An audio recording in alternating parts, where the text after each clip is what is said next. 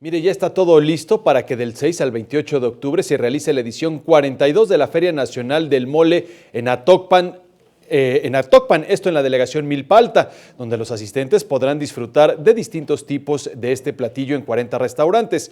Participarán también 30 productores, 300 artesanos de Oaxaca, Guerrero, Michoacán, entre otros. De igual forma, habrá presentaciones musicales y juegos mecánicos. Con esta feria, que prevé la llegada de más de 300,000 visitantes, se espera beneficiar a cerca de 2,000 familias gracias a la generación de empleos temporales. Que van a saborear una gastronomía que aún en Milpa Alta conservamos, que es el mole almendrado, en sus diferentes presentaciones, en enchiladas, en mole con pollo, mole con guajolote, con chilacayote, bueno, una variedad extensa que podrán degustar en esta edición.